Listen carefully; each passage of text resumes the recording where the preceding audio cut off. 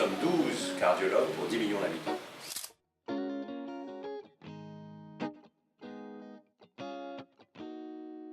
Le système de santé est mis à mal.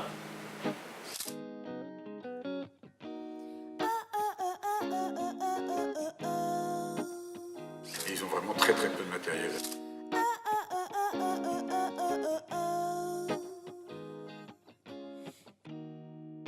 Le but, c'est pas à nous de dire on va tout réserver pour tel ou tel établissement.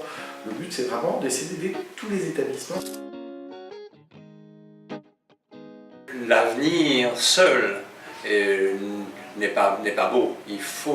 Nous avons besoin d'une aide étrangère, nous avons besoin d'un appui logistique pour venir nous aider à reformater le système et à recréer des nouvelles spécialités, des anciennes spécialités qui disparaissent.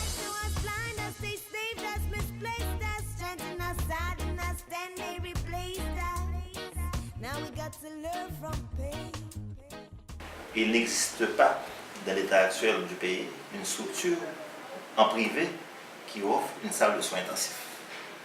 Et même par exemple, un hôpital comme le nôtre, qui est l'un des hôpitaux les mieux structurés, nous n'avons pas de respirateur. On a une restriction qui est due au manque de pouvoir d'achat des patients, qui se reflète sur l'hôpital et qui n'a pas les moyens de se fournir en matériel. La fédération, avec 50 établissements, a une force de frappe quand même importante. On a déjà récolté des dons, enfin des financements pour envoyer les containers, pour tous les transports. Maintenant, on a quand même aussi les moyens, avec ces établissements, de pouvoir fournir du matériel.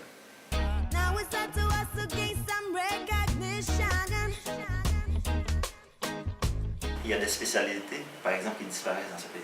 C'est-à-dire que 12 cardiologues pour 10 millions d'habitants, nous avons 3 oncologues. 3 oncologues pour 10 millions d'habitants. Et la formation en imagerie, sonographie, radiologie, CT scan n'existe pas.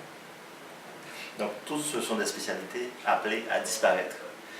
On ne l'avait pas pensé au départ, mais en discutant avec eux, on s'est dit que c'était peut-être intéressant de faire des échanges sur des formations de médecins ou d'infirmières avec nos établissements.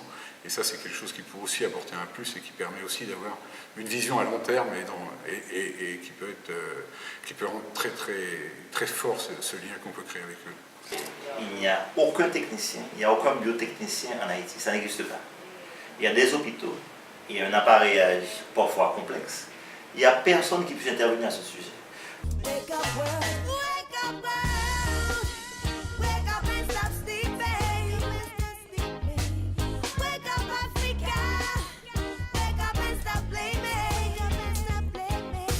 L'une des analyses, malheureusement, que nous avions faites à l'époque, c'était que notre aide serait totalement passée inaperçue dans la vague d'aides qui ont débarqué en Haïti dans les premiers 6 mois ou la première année.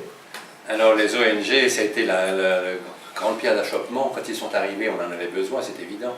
On a tenu les 2-3 premiers jours après le séisme, mais heureusement tout le monde est arrivé. Et c'était vraiment dans ce contexte que ce projet a été bâti, de dire attendons de voir si l'aide internationale permettra de véritablement pérenniser les structures sanitaires locales. Au lieu de monter des tentes, on leur avait proposé, on était allé les voir pour leur dire écoutez, allons faire ça ensemble, utilisez les ressources humaines locales, nous allons vous aider et vous allez nous aider. Eh bien la réponse a été simple, alors ils nous ont dit que c'est non, premièrement. Et pourquoi? Parce que pour récolter des fonds, il faut être sous une tente. C'était un dommage parce que la médecine haïtienne en pâtissait.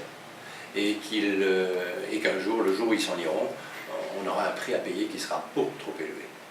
Ça a été biaisé. Ils ont ratissé les bonnes infirmières dans les bons hôpitaux, leur donnant le double du salaire, donc récupérant, laissant derrière eux les catastrophes, puisque nous, il fallait... À un moment, on avait notre infirmière la plus ancienne, elle devait avoir 4 mois d'ancienneté dans l'hôpital, tellement ils avaient pris d'infirmières. Au point de vue matériel, comme vous l'avez expliqué tantôt, par exemple, dans ce pays, il y a 3 ou 4 scanners pour 10 millions d'habitants.